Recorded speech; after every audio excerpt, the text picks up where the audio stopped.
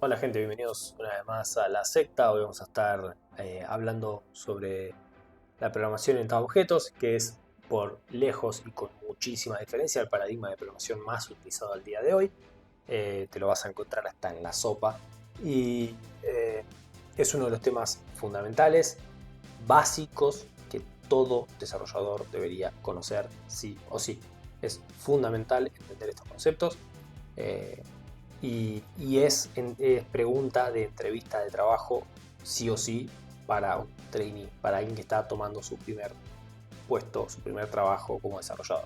Por lo tanto, hoy vamos a estar explicando esos conceptos.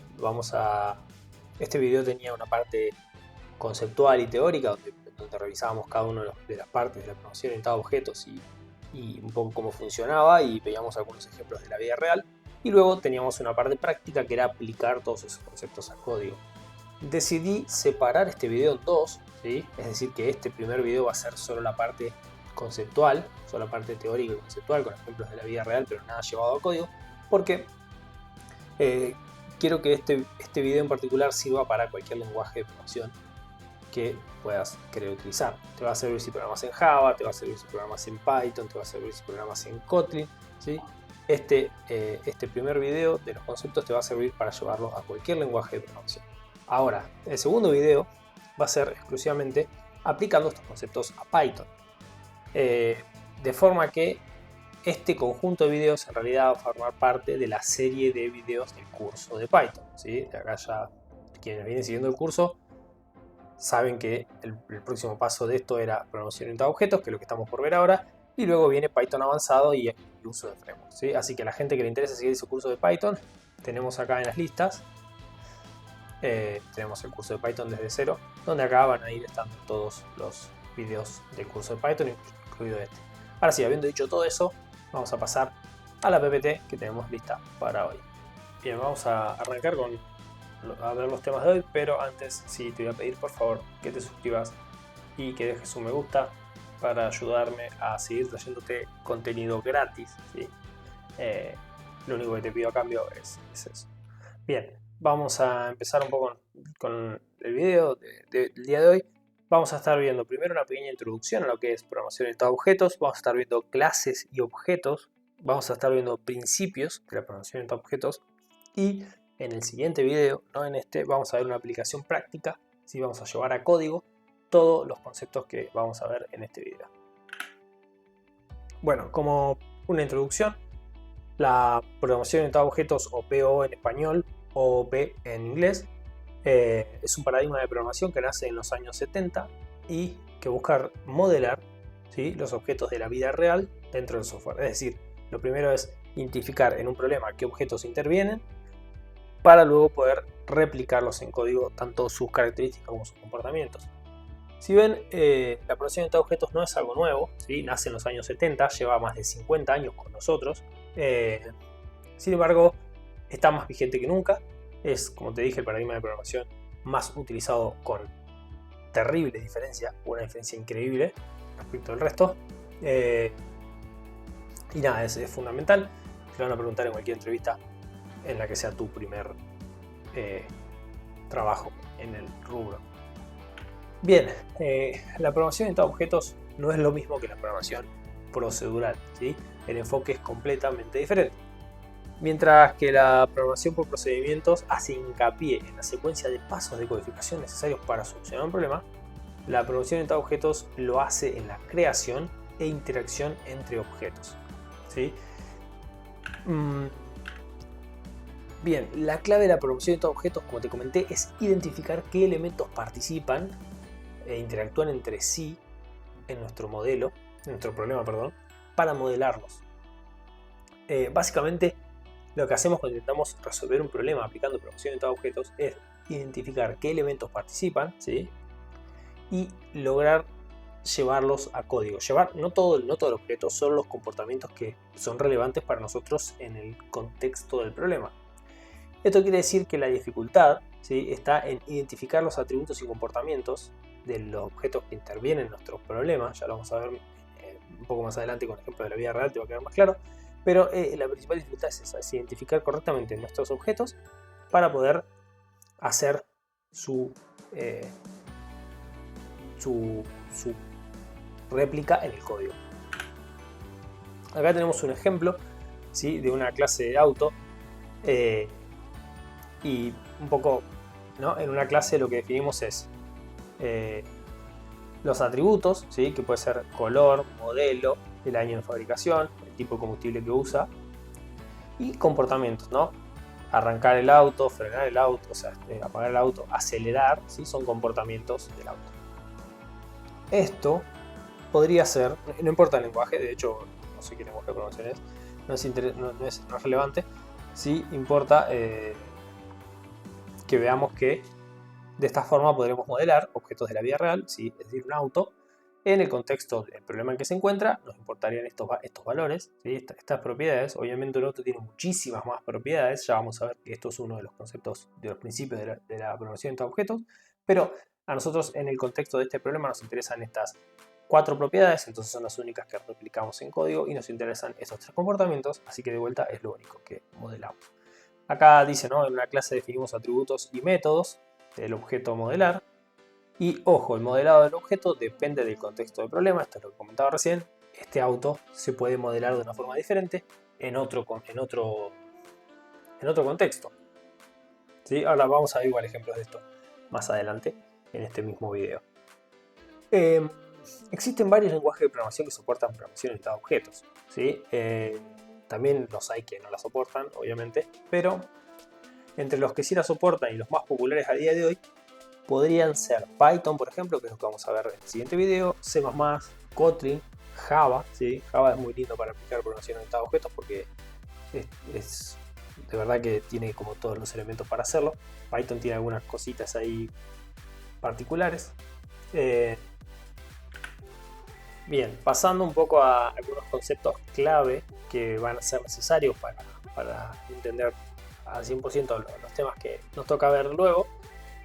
Tenemos la definición de clase, ¿sí? En la programación orientada a objetos, una clase es una plantilla, ¿sí?, que nos sirve para crear objetos. Es difícil explicar estos conceptos porque están todos como muy relacionados entre sí, entonces cada vez que quieres explicar uno necesitas usar los otros, pero quédate con que una clase es como un molde para hacer galletitas, ¿no? Tipo, vos estiras la masa y después con ese molde para hacer galletitas haces muchas galletitas. Por ejemplo, una forma de estrella, haces muchas galletitas con forma de estrella, pero después a cada galletita le pones un glaseado diferente o le pones una cobertura diferente, lo que sea. Bueno, esa es un poco la idea de la clase, ¿sí? Es una plantilla que sirve para crear objetos. Todos muy parecidos, pero que pueden tener diferentes propiedades.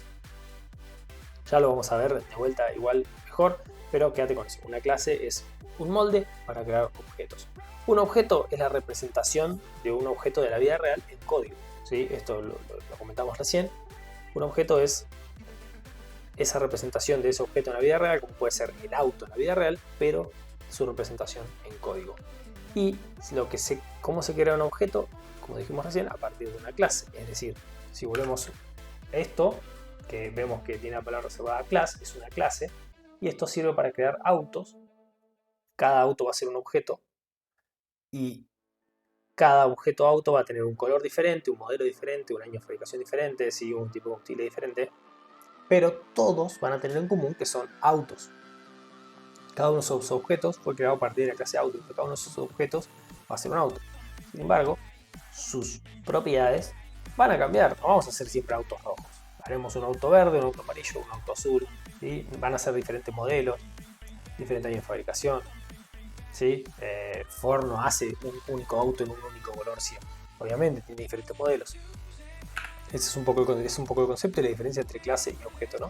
Clase es la plantilla que usamos para crear tantos objetos como tengamos ganas. Luego, en cada clase se define los métodos y los atributos que ese objeto va a tener, ¿sí? Entonces, dentro de una clase, la clase auto, nosotros definimos sus métodos, el método de arrancar, el método de encender, apagar y acelerar, y sus atributos, el color, el modelo, el año de fabricación y el combustible. Entonces, un poco recapitulando, Uno de los desafíos más importantes, y esto quiero ser muy claro, y ya creo que es la tercera o segunda vez que lo digo, pero quiero ser sumamente claro con esto, uno de los desafíos más importantes de la programación orientada a objetos es ser capaz de modelar de la mejor manera posible los objetos, ya que un incorrecto modelado de los objetos nos puede llevar a soluciones ineficientes, ¿sí? Y a problemas para escalar más adelante en nuestro software. Fundamental y donde tenemos que tomarnos las cosas en serio es el modelado de estos objetos, que al final luego vamos a ver también que esto es lo que termina generando la estructura de nuestra base de datos. Y créanme que no quieren tener una base de datos con una estructura que no sirve. Bien, vamos a hablar acerca de los 4 principios sobre los que se basa la programación orientada a objetos. Tenemos abstracción, polimorfismo, encapsulación y herencia. La abstracción básicamente es lo que comentábamos hace unos segundos, ¿no? ¿Qué atributos y métodos son importantes del objeto que queremos representar en el contexto de nuestro problema? Es decir, nosotros queremos representar, por ejemplo, un objeto auto, el cual tiene muchísimas propiedades, tantas como uno quiera diferenciar, y tiene también muchísimos comportamientos. Entonces, para el contexto de nuestro problema, ¿cuáles de esos comportamientos y cuáles de esas propiedades son relevantes y cuáles no? Hacer ese análisis y solo traer a código, solo traer a nuestra representación de ese problema los atributos y métodos que realmente nos sirven, ¿sí? Eso es la abstracción, es seleccionar del objeto de la vida real qué parte vamos a llevar a código. Encapsulación habla de ocultar detalles de implementación de nuestra clase hacia otras clases, es decir, nosotros vamos a tener ciertos comportamientos, ciertos métodos y ciertos atributos en nuestra clase que no vamos a querer que otras clases puedan conocerlos y también que no puedan interactuar con ellos. Es decir, vamos a tener métodos que no queremos que otras clases puedan ejecutar y vamos a tener atributos que solo queremos que se puedan ver desde dentro de la propia clase. De esto habla la encapsulación. Todos estos conceptos los vamos a ver a fondo ahora uno por uno, pero este es te los nombro así rápido por encima, un poco a grandes rasgos. El polimorfismo básicamente lo que habla es de poder intercambiar objetos de una clase por objetos de otra clase, ¿sí? Indiferentemente, y poder usarlos indiferentemente, ¿sí? Para esto se tienen que cumplir ciertas propiedades, ya lo vamos a ver, pero podemos utilizar, por ejemplo, si nosotros estuviéramos modelando los empleados de una empresa, ¿sí? Y tendríamos una clase general empleado, y dentro de la clase empleado tendríamos los directivos y los operarios, por ejemplo. Bueno, nosotros podríamos utilizar como empleado tanto la clase directivo como la clase operario. Ninguna de las dos son realmente la clase empleado, ¿sí? Una es la clase directivo, la otra es la clase operario, pero cumpliendo ciertas condiciones podríamos usarlas de manera indiferente. Ya lo vamos a ver. Y por último el concepto de herencia, ¿sí? Que es un poco crear nuevas clases a partir de clases que ya existen. De vuelta, lo mismo, ¿no? Nosotros tenemos la clase empleado y dentro de los empleados tendríamos un empleado que puede ser un operario y un empleado que puede ser un directivo. Bueno, la clase directivo podría heredar de la clase empleado sus comportamientos, ¿sí? O sea, sus métodos y sus atributos, y simplemente hacerle pequeñas modificaciones para que se adecue a lo que es la clase directivo. Y lo mismo con la clase operario. Bien, vamos a hablar entonces ahora sí de abstracción como tal. No podemos replicar el 100% de las propiedades y los comportamientos de un objeto de la vida real. No es que no podamos, más allá de que sea posible o no, es que no tiene sentido, realmente. Entonces, lo que debemos hacer es elegirlos según el contexto, según qué sea importante en nuestro contexto. Acá tenemos un ejemplo del libro de Refactoring Guru, que la verdad se los recomiendo un montón, yo lo compré y me gustó mucho. Para empezar está muy bueno, está muy simplificado. Acá vemos dos representaciones de la clase avión, ¿sí? En diferentes contextos, ¿sí? Es decir, dos abstracciones del avión en diferentes contextos, en diferentes problemas. En el primero tenemos el caso de un simulador de vuelo, ¿no? Y en ese caso va a ser importante que contemplemos la velocidad a la que está volando el avión, la altitud, ¿sí? El ángulo de ataque, el ángulo con el que está girando, ¿sí? O sea, diferentes... el ángulo de sea, el ángulo en el que gira, el ángulo en el que está rotando y el ángulo en el que está subiendo o bajando, ¿no? Y además tenemos el comportamiento de volar, porque estamos pensando el avión como un objeto en un simulador de vuelo. No es lo mismo, para nada, cómo vamos a representar el objeto avión en un sistema de reserva de asientos de avión para vuelos comerciales. En ese caso nos interesa los asientos y la conducta de reservar un asiento, ¿sí? O el método de reservar un asiento. Se dan cuenta que las dos representaciones son completamente diferentes y es porque tiene que tener sentido en el contexto del problema que estamos teniendo. Y no tendría sentido en el caso del sistema de reserva de asientos la velocidad a la que va a volar el avión, la altitud a la que va a volar el avión. Son cosas que no tienen sentido. Lo mismo en el simulador de vuelo, no importaría los asientos, no importaría reservar un asiento. Entonces, resumiendo, la abstracción es el modelado de un objeto o fenómeno del mundo real limitado a un determinado contexto y que representa todos los datos relevantes a ese contexto con gran precisión, omitiendo el resto. Eso es abstracción básicamente. Y es uno de los puntos clave, como te comentaba, poder identificar qué comportamientos queremos llevar a nuestra clase y cuáles debemos ignorar. Bien, ahora vamos a hablar de encapsulamiento. Encapsular, como dijimos recién, es ocultar partes del estado y comportamientos de un objeto para que ningún otro objeto pueda verlos. Encapsular algo significa hacerlo privado, ¿sí? Y al hacerlo privado lo dejamos solo dentro de nuestra clase, ¿sí? Por lo que solo es accesible desde dentro de nuestra clase.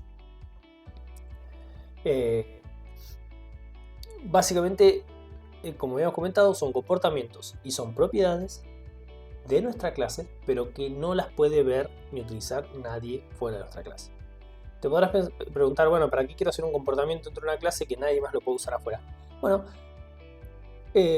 nos sirve para manejar determinados estados y para hacer determinados comportamientos, determinadas acciones dentro de nuestra clase, pero solo tienen sentido en el contexto de otro comportamiento, es decir, nosotros tenemos un método y ese método llama a otros métodos.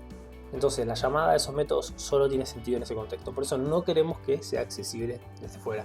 Y como buena práctica, hay que tratar de encapsular lo más posible. Es decir, hay que tratar de nuestra clase exponer lo mínimo necesario. Bien, y acá tenemos un ejemplo que me encanta y que me parece que resume bastante bien este concepto. Pensá cuando te vas a subir a tu auto y lo vas a arrancar, ¿no? Por lo general, tenés que tener el auto en punto neutro, tenés que estar pisando el freno, ¿sí? Y tenés que apretar el botón de encender el auto. Ahora, vos apretás el botón de encender el auto, ¿sí? Que es la interfaz que el auto te expone a vos para encenderlo. Es decir, el auto te dice, mirá, para vos encender el auto lo único que tenés que hacer es apretar ese botón. Sin embargo, por detrás pasan muchísimas cosas de las que vos no te enterás y a las que vos no tenés acceso, porque esas cosas a tu vista están encapsuladas, ¿sí? Están encapsuladas en el auto las encapsula y a vos simplemente te da un botón. Entonces, para vos prender el auto se reduce a apretar ese botón de Engine Start. Sin embargo, por detrás, apretar ese botón envía una señal a la computadora del auto, el cual valida que el freno esté pisado, valida que la palanca de cambios esté en neutral, y si todo esto y otro montón de cosas, que acá está muy resumido, otro montón de señales están ok, la computadora entonces envía una señal a un relé, el cual hace girar el motor arrancador, el cual a su vez hace girar el volante del motor, que hace girar a todo el motor, con la bomba de combustible, con el alternador, con todo lo que implica, ¿sí? Lo que hace que los pistones giren, el pistón, alguno de los pistones cuando esté en el punto muerto superior, en el momento exacto se inyecte combustible, se incendia la chispa de la bujía, ese combustible explote y ahí empieza a funcionar el motor. Y de vuelta este proceso está súper resumido, pasan otro montón de cosas más mientras tanto. Y todo eso vos no te enterás. ¿Por qué? Porque ese comportamiento está totalmente encapsulado, ¿sí?, en el auto, y para vos simplemente encender el auto es apretar un botón. Y por dentro están pasando cientos de cosas de las que no tenés idea. Acá un poco explica eso, ¿no? Para nosotros encender un auto es simplemente pulsar un botón, sin embargo detrás de ese botón y oculto para nosotros ocurre una gran cantidad de procesos, ¿sí? Por lo que el sistema de encendido encapsula a todos estos comportamientos. Resumiendo, el encapsulamiento es la capacidad que tiene un objeto de esconder partes de su estado y comportamiento hacia otros objetos, es decir, exponiendo únicamente una interfaz limitada al resto del programa.